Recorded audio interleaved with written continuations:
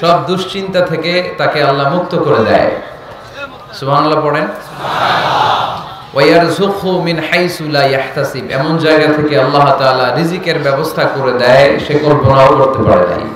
সুবহানাল্লাহ পড়েন। আকাশে জমিনে যা কিছু আছে সব কিছু তাসবিহ পড়ে, জিকির করে, প্রশংসা করে একজনের, তিনি কে? আল্লাহ। ওয়া ইম মিন শাইইন ইল্লা ইউসাব্বিহু বিহামদিহি ওয়ালাকিন লা তাফকাহুনা তাসবিহাহুম, নভমণ্ডল ভূমণ্ডল যেখানেই যেটা থাক না সবকিছু জিকির করে একজনের, তিনি কে? আল্লাহ। কিন্তু ওয়ালাকিন লা তাফকাহুনা তাসবিহাহুম, তোমরা সবকিছুর তাসবিহ বা জিকিরের ভাষা বুঝো না। পাখিগুলো জিকির করে কার? আল্লাহ। নদীগুলো জিকির করে কার? আল্লাহ। পাহাড়গুলো তাসবিহ পড়ে কার? আল্লাহ। আমরা কি শুনতে পাই? না, কারণ আমাদের ওই কান নাই। ঠিক কি না? ঠিক। ওই কান যদি থাকতো তাহলে ঠিকই শুনতে পেতাম। ওই চোখ যদি আমাদের থাকতো আমরা দেখতে পেতাম। ওই কান আমাদের নাই, ওই চোখ আমাদের নাই, কিন্তু সব কিছু জিকির করে একজনের, তিনি কে? আল্লাহ। আমরা যেন বেশি বেশি আল্লাহ তাআলার জিকির করতে পারি। আল্লাহ তুমি তৌফিক দাও। আমিন। লা ইয়াজালু লিসানুকা রাতাবান মিন যিকরিল্লাহ, আল্লাহর হাবিব সাল্লাল্লাহু আলাইহি ওয়াসাল্লাম বললেন তোমার জিহ্বাটা সব সময় যেন আল্লাহর জিকির দিয়ে ভিজে থাকে, আল্লাহর জিকিরে যেন সিক্ত থাকে, সব সময় যেন আল্লাহ তাআলার কাছ থেকে আমরা প্রোটেকশন কামনা করি। আল্লাহর হাবিব সাল্লাল্লাহু আলাইহি ওয়াসাল্লাম সব সময় হোল দ্য ডে লং, সারাটা দিন আল্লাহর তাসবিহ পড়তেন, জিকির করতেন, প্রতিদিন 100 বারেরও বেশি ইস্তেগফার করতেন। আল্লাহি ইন্নী লা আস্তাগফিরুল্লাহ ওয়া আতুবু ফিল ইয়াউমি আকসার মিন 70 মাররা, আল্লাহ শপথ প্রতিদিন আমি 70 বারেরও বেশি তাওবা আর ইস্তেগফার করি। যে নবীর কোনো গুনাহ নাই, আছে? আল্লাহর হাবিবের জীবনে কোনো গুনাহ আছে? তিনি নিষ্পাপ, নিষ্কলুষ, তিনি 70 বারেরও বেশি ইস্তেগফার করতেন। আমরা পড়ি না। শুধু টয়লেটের সময়টা যখন আল্লাহর হাবিব সাল্লাল্লাহু আলাইহি ওয়াসাল্লাম ইস্তেনজা করতেন তখন আল্লাহর নাম নিতে পারতেন না, তাই ইস্তেনজা থেকে বাম পা দিয়ে বের হয়েই পড়তেন গফরানাক, মানে আল্লাহ ক্ষমা করে দাও। গফরানাক মানে কি? আল্লাহ ক্ষমা করে দাও। এই যে এতটুকু সময় তোমার তাসবিহ পড়তে পারলাম না, আল্লাহ তুমি আমার উপর রেগে যেও না, তুমি আমারে ক্ষমা করে দাও। এজন্য আমরা যেন সবসময় বেশি বেশি ইস্তেগফার করি। কি পড়ি?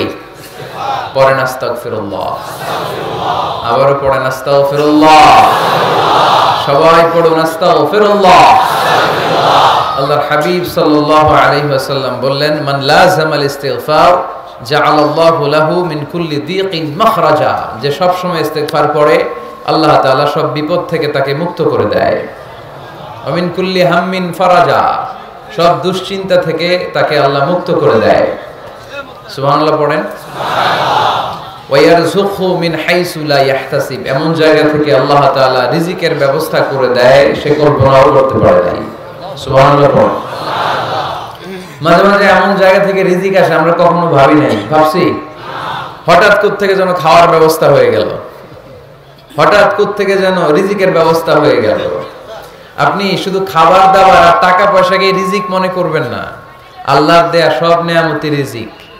এই যে সন্তান পেয়েছেন এটা কার পক্ষ থেকে রিজিক? আল্লাহ। স্ত্রী পেয়েছেন, দিয়েছে কে? আল্লাহ। সবাই মিলে চাইলে একটা সন্তান বানানো যায়? আল্লাহ কাউরে ছেলে দেয়, কাউরে মেয়ে দেয়, কাউরে ছেলে মেয়ে দুইটাই দেয়, আবার কাউরে ছেলেও দেয় না, মেয়েও দেয় না, এরকম আছে না নাই? নিঃসন্তান বানিয়ে আল্লাহ পরীক্ষা করে। আল্লাহ রাসূল সাল্লাল্লাহু আলাইহি ওয়াসাল্লাম মন জয় করার কিছু বাক্য আমাদেরকে শিখিয়েছেন, how to reach in the people's heart, মানুষের হৃদয়ে কি করে পৌঁছতে হয় তিনি শিখালেন। তুমি বলো বাশশিরু ইয়াসসিরু, ইয়াসসিরু ওয়ালা তুআসসিরু, বাশশিরু ওয়ালা তুনাফফিরু, সহজ করে উপস্থাপন করো, কঠিন করো না। মানুষকে সুসংবাদ দাও, ভয় দেখিও না। আমরা ভয় দেখাই, আছে না নাই? নতুন একজন কালেমা পড়ে মুসলমান হয়েছে, ওরে শোনাইতে আরম্ভ করছে তোমার নামাজ পড়তে হবে, রোজা রাখতে হবে, যাকাত দিতে হবে, তোমার বউরে পর্দা করাইতে হবে, তুমি এটা করতে পারবা না, ওইটা করতে পারবা না, কারণ ইসলামে এইটা নাই ওইটা নাই। নতুন মুসলিম কয় তাইলে আমিও নাই, তোমাদের ধর্মে আমিও নাই, তো ভয় দেখেন কেন? ও যখন কালিমা পড়ে মুসলমান হয়েছে ওরে বলবেন কিছু বই পড়ো না, এই বইগুলো পড়ো, তারপর আমাদের মসজিদে আইসো মাঝে মাঝে, দেখো কিভাবে কি হয়, ইসলামের কিছু প্রোগ্রামে নিয়ে যান, মসজিদে নিয়ে যান জুমার নামাজে, দেখো কেমনে পড়ে, কি বলে শোনো। তো এইভাবে গ্রাজুয়ালি মানুষের হৃদয়ে পৌঁছতে হয়। আমরা যেন মানুষকে ঐক্যবদ্ধ করতে পারি, আমরা যেন মানুষকে বিচ্ছিন্ন না করি, আমরা যেন দিনকে কঠিনভাবে উপস্থাপন না করি। আল্লাহ তুমি তৌফিক দাও। আর জোরে পড়বো আমিন। আপনারা সবাই ভালো আছেন তো? আলহামদুলিল্লাহ ভালো আছি। তো আসার সময় দেখলাম যে গুড়ি গুড়ি বৃষ্টি পড়তেছে। আপনাদের উপরে পড়তেছে নাকি বৃষ্টি? চলে গেছে? মাশাআল্লাহ। ইউসুফের খিল, আমি নাম শুনেছি অনেক, আজকে আসার সুযোগ হলো। সিরাত ময়দান আয়োজন ইউসুফের খিল সিরাত কমিটি, ইসলামাবাদ, পাকিস্তানের রাজধানী। সদর কক্সবাজার। মহিলাদের জন্য সরাসরি সম্প্রচার এবং ফেসবুক লাইভ প্রচার করা হবে। শুনতেছে বোনেরা? আলহামদুলিল্লাহ। আজকে সমাপনী দিবস, তার মানে গত রজনীতেও কথা হয়েছে। আজকে আমার আগে কথা বলেছে হযরত মাওলানা জায়নুল আবেদিন সাহেব, হযরত মাওলানা আব্দুর রহিম বশরি, হযরত মাওলানা নুরুল আফসার কাদেরী, হযরত মাওলানা হাফেজ আহমদ। যারা এই কথা বলেছে নিঃসন্দেহে কোরআন সুন্নাহর আলোকে বলেছে। যা বলেছে আমরা যেন আমল করতে পারি। আমলটা বেশি দরকার, ঠিক কিনা? এত মানুষ আমরা আসলাম, আমরা যদি কিছু নিয়ে যেতে পারি, শিখে যেতে পারি, ওইটাতে লাভ। ফেসবুক লাইভ, এই এলাকার সবচেয়ে বড় মাহফিল, 50 কিলোমিটার জ্যাম, আজহারের ভক্তরা কোপায়া দিছে সব। কি লাভ হয়েছে?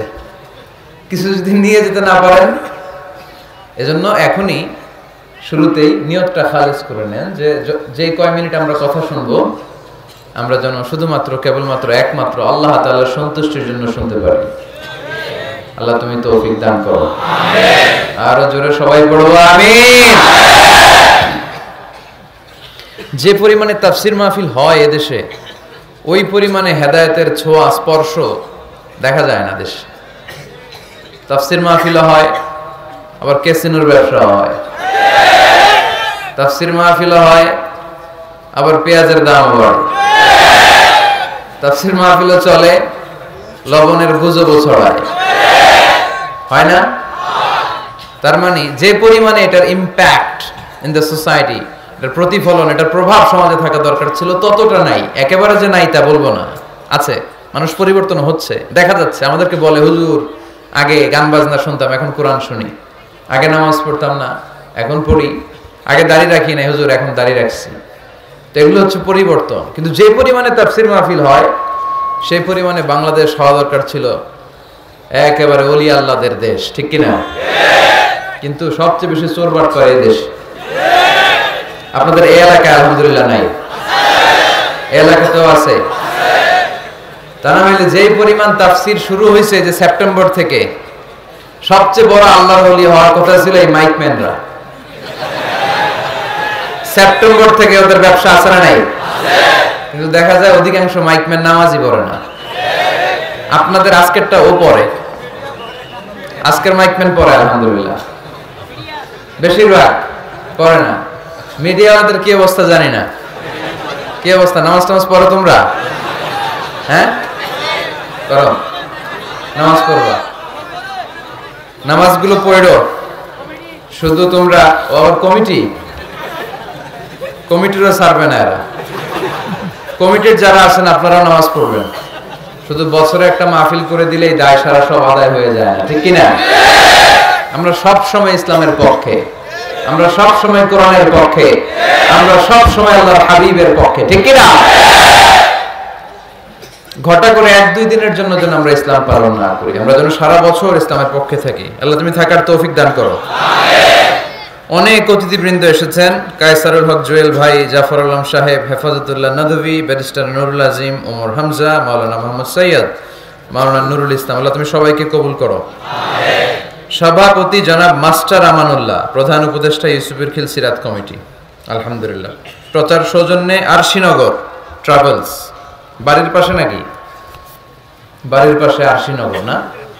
আল্লাহ সবাইকে কবুল করুক।